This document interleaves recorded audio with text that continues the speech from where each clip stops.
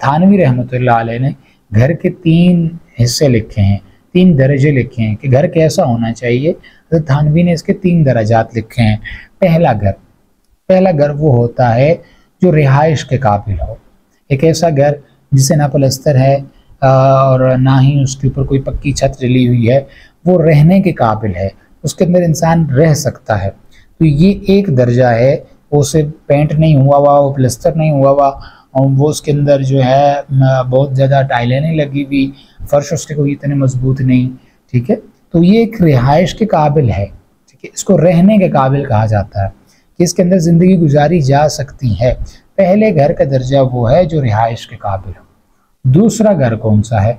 दूसरा वो घर है जिसमें रिहाइश के साथ साथ आपको आराम और सुकून भी हासिल हो, आसाइश भी हासिल हो, सुकून भी हासिल हो।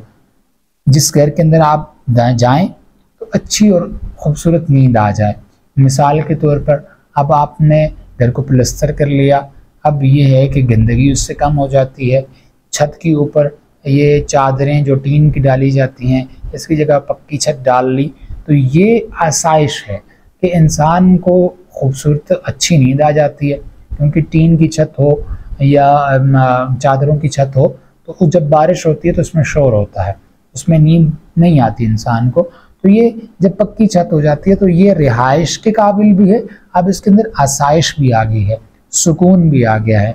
अब तीसरा जो दर्जा है वो रिहाइश के काबिल भी हो, आसाइश भी उसके अंदर हो और आराइश भी उसके अंदर हो, यानी वो मुज़य्यन भी हो, खूबसूरत भी हो, उसको ऐसा पेंट भी किया गया हो, ऐसी टाइलें लगाई गई हों कि जो जब इंसान घर में दाखिल हो तो बड़ा खूबसूरत लगे उसे। तो शरीयत ने इसको मना नहीं किया, इसको हराम नहीं कहा, इसको नाजायज़ नहीं कहा, लेकिन आप अलैहिस्सलाम ने इसको क़यामत की निशानी बताकर ये इस चीज़ की तरफ इशारा दिया है कि ये एक नापसंदीदा सी चीज़ है कि इसके ऊपर सारी ज़िंदगी इंसान बसर ना करे।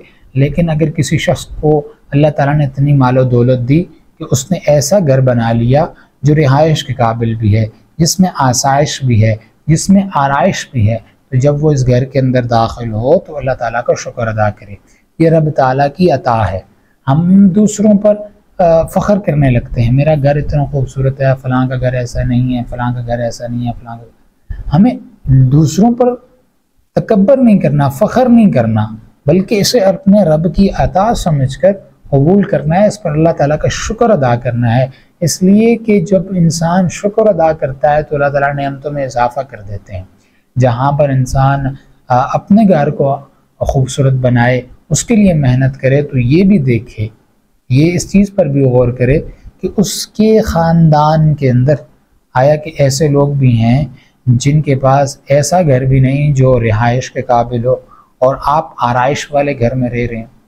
तो ऐसे में भी इंसान को बड़ा ख्याल रखना चाहिए कि अपने ख़ानदान वाले, कौम कबीले वाले हम मौज मस्ती के अंदर हों और हमारे कौम कबीले, हमारे ख़ानदान वाले गुर्बत की लाइन से भी नीचे की ज़िंदगी बसर कर रहे हों।